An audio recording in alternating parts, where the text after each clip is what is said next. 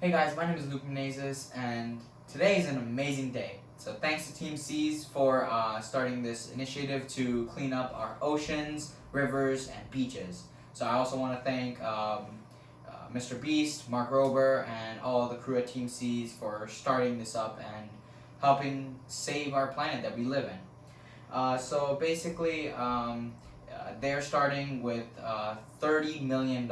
So we have to raise $30 million to remove 30 million pounds of plastic from the sea. So you guys can do that by going to teamseas.org and donating over there. So for me, it's starting out with cleaning this 30-gallon tank. So I also realized that only a small percentage of my viewers are subscribed to my channel. So make sure you subscribe and like the video to make it a better experience for all of us. So let's get to cleaning this 30-gallon tank.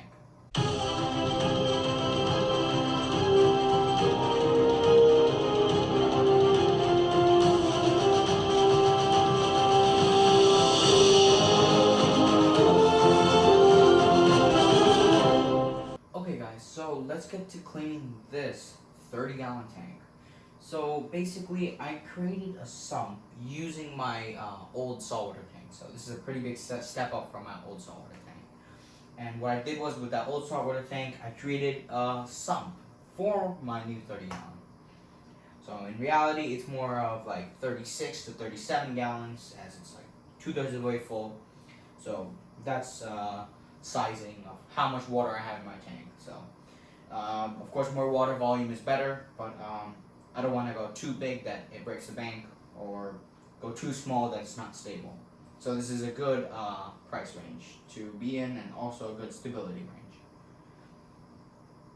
So as for how I made this sump, I basically laser cut some acrylic pieces and basically put them in with some silicone and space them out so it's a nice spacing for my protein skimmer, a nice size refugium, and my return pump.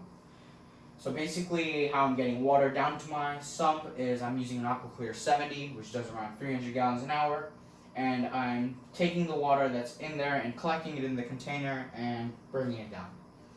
So it is at a certain level where the water is not overflowing back into the tank, but it's also not at a certain level where it's drying out the motor. And then for a return pump, I just bought a simple return pump from Amazon, and I've routed it up so it's coming in. Good design about this is that you can just turn off both of the adjusters, and this would become a regular filter, and the sump will be separated. So for example, something happens here, you can just separate it and run the filter separately and have that run some media in there. So in the first chamber, I have two 100-watt heaters, and this is to make sure that, of course, redundancy is better. So to make sure one heater fails, other one is running and keeping the fish's life support alive. And then under the output, I also have a bag of carbon, and that's removing toxins from the water that could kill the fish. I also have this, I guess you'd say, off-brand protein skimmer, and this is moving those organics from the tank that really don't want to have and could eventually, at a high enough level, kill your fish. So protein skimmer is definitely recommended. It's not necessary. You can definitely do one without it. You don't even need a whole sump. You can just use a filter. But I decided to make a sump as it keeps everything down and out of the tank, and also it's a better place to house your refugium, which is the next section. So refugium has about half an inch to an inch thick of substrate, of sand, and a layer of biomedia and lava rock. I also have a nice ball of Kato in there from algaebarn.com. I have a simple blue light running on there right now. I'm definitely gonna I've ordered a new light, and that should be coming soon, and I'll be definitely putting a different light on there. As for the light in the tank as well, that will be upgraded as well. It's not a good enough spectrum for these corals, so that's why they're not opening up as much. So I've ordered that, and I'm in the process of replacing that as well. And then after that, refugium area, I have a bubble trap to make sure there's no bubbles getting into the return pump, and finally the return pump sending water that's been passed through this biomedia and protein skimmer right back into the tank. So in this case, it's better to have no sponge or filter sock so that you're getting the most use of your protein skimmer. So if you have a filter sock or something like that, your protein skimmer isn't going to do as much because all of that organic things are getting filtered by the filter sock. So in this case, I wouldn't recommend having a filter sock. You can definitely have one, but the efficiency of your protein skimmer is going to go down. So that's really cleaning the tank and getting everything nice and good for fish and corals. So as for things in the tank, I have around 20 to 30 pounds of sand and 20 to 30 pounds of rock. So this, in my opinion, is a good benchmark. So 30 gallons, 30 pounds of rock, 30 pounds of sand. In my opinion, it just fits together. And livestock in the tank, I have torch coral, who hasn't opened yet because he's still digesting the food I fed him. Toadstool leather, who hasn't opened either, and both of them haven't opened to full potential as well as because of the light. So I'll be definitely upgrading that so they have that better spectrum light. I have purple firefish who's out right now. He's a little bit of timid fish, so he will dart back into the rock, but as you can see, he's swimming around a little bit and going against the current from my Aqueon 500.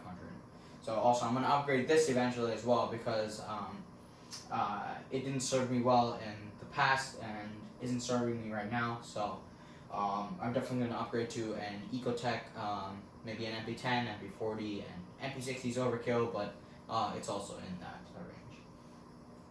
I also have yellow Watchman goby and pistol shrimp pair.